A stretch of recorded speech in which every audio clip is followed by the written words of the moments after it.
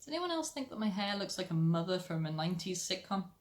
Hey guys, welcome back. So last time we covered the darker, more negative tones of the worst writing advice I've ever been given, and guaranteed I will be making a part 2 to that at some point in the future, simply because it was oddly therapeutic, even if it was anxiety inducing, and I don't know why I'm still playing with this, because I'm not feeling anxious today at all. It is just fun to play with, and I dropped it, thank goodness.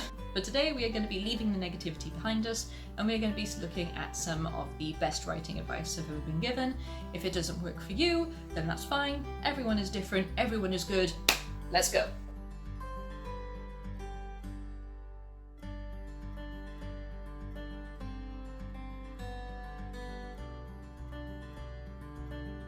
Again, this is not a ranked system. This isn't going to be this is the best of the best and this is the meh but okay version. It's just going to be a list as it comes. That's all it's going to do.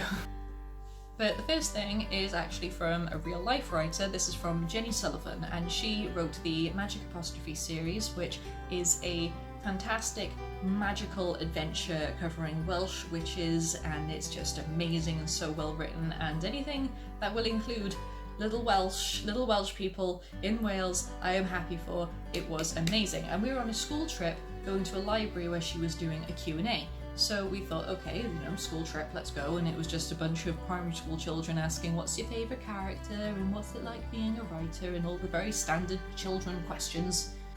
But then later on, when we were ready to leave, I had to quickly run to the bathroom, and she was there, and I bumped into her, and I said, I want to be a writer when I grow up. And her response was, okay, I've got some advice for you.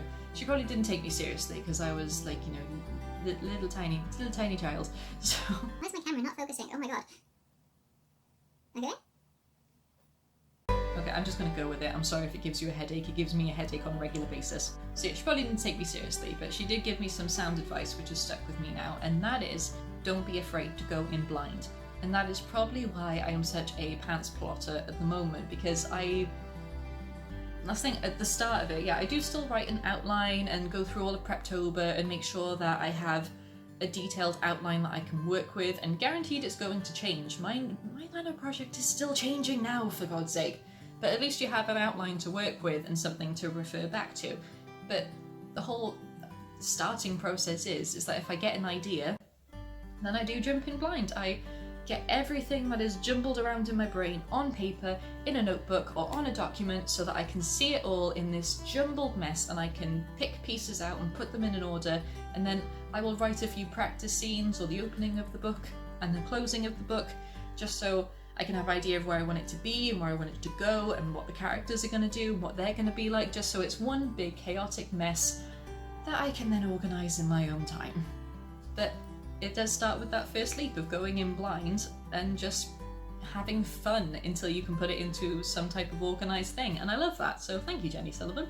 Another thing, which kind of refers back to, well, this polar opposite of the last one, and that, the best bit of writing advice I've been given, is don't try to be a people pleaser. If you try and please everybody, then you're going to be contradicting yourself. Characters aren't going to know if they're alive or dead, or, not in the book anymore, but then they show up later because one person liked them but someone else didn't, and your story is meant to go here, but someone I think they'd be better off going that way, so off you go on a tangent for no reason other than you're trying to please everybody, which is impossible. No matter what part of life you're trying to succeed in, you need to do things for you. Ow. So just don't try and people please, just do you. Just be happy with what you're writing and having fun with, and just run with it. And another tangent that is kind of related to the same bit of advice, which I was given by someone else, is don't try and write what's current just because it's current. This is going back to writing what you love and what you're passionate about, because vampires were the only thing that you could buy off the shelves, just vampire stories, vampire love triangles, vampire wars, vampire schools. It was all vampire, and then suddenly someone decided this isn't a good thing anymore, and then it turned into post-apocalypse things. So you had the end of the world, you had random wars for no reason, you had children overthrowing the government just because they're young and sassy. I don't know. Now it's kind of moved on again, and it is just something that is always changing, and if you try to constantly write what's current, then by the next time you get published, or the first time you get published, whatever current thing you're trying to write, the trend has already moved on. I'm sorry. There's no winning when you try to people please and when you try to stay with what's current, because things are always moving, and at the end of the day you just need to do things that you are happy with and things will just be so much better. This one took me a while to actually accept, but after trying it, I really appreciate it, so thank you to the person who told me this. Don't be afraid to take a break. And the idea of you must write every single day to build a habit, I mean, yeah, I do agree that you do need to do something constantly and regularly in order to build a habit and keep things, you know, keep the creative juices flowing. But if you feel to the point where you're burned out or you're just not happy with the project anymore, then by all means, take a break. It will just reset your mind, it will just give you a little bit of clarity, you can go back into it with fresh eyes, and if you want to start a brand new project while you're in this break, then by all means do it, because you're still taking a break from the thing that started it. I don't know, at the end of the day, it's a bit of advice that is hard to accept, because you think if I take a break then I'm losing time, I'm losing progress, and it's just not working out. But really, taking a break is sometimes the best thing you can do, just because you can breathe and you don't have to spend... It's like being in a relationship. You're happy doing things together and you really want to stay together, but sometimes you need separate hobbies, or you have different friendship groups so you can just have that time away from each other. That's not a bad thing. So yeah, if you need a relationship break from your book, then you need a relationship break from your book, that's all I'm saying. Some of these bits of writing advice do kind of go back to my things you should and shouldn't do in NaNoWriMo, because they do resonate a lot, because it is still writing advice, just in a more step-by-step way. So I'm sorry if this is repetitive for any of you. Another thing, fanfiction is not a bad thing. If you openly claim it as fanfiction and you're calling out the material that you're referencing and using, and you upload it to fanfiction sites, then it's not a bad thing, because you're not claiming that the work is 100% your own, and you just have a good practice. I mean, fanfiction is not a bad thing because you get writing practice and you get to write different scenarios and different scenes and get near instant feedback, which is fantastic, and it just gives you that little confidence boost to actually go and write something 100% original to you, and that is amazing. I mean, I've got my fanfiction site and I got comments on the regular giving me different advice and opinions, and honestly, I still go back and read those comments every now and again, because when I'm feeling down, that is such a confidence boost. And if any of you people who know me from fanfiction or DeviantArt, then hi, how's it going? And thank you so much for the support. Trying something new and going outside of your comfort zone is not a bad thing. I mean, people always say when you're starting off, write what you know and write what you're happy and familiar with when it comes to genres. And I do agree with that when you're first starting out, but then if you're going to be writing the same thing every single time, then you're going to get bored, your readers are going to get bored, and it's just going to be a mess. So when someone told me try something new, I was like, excuse me?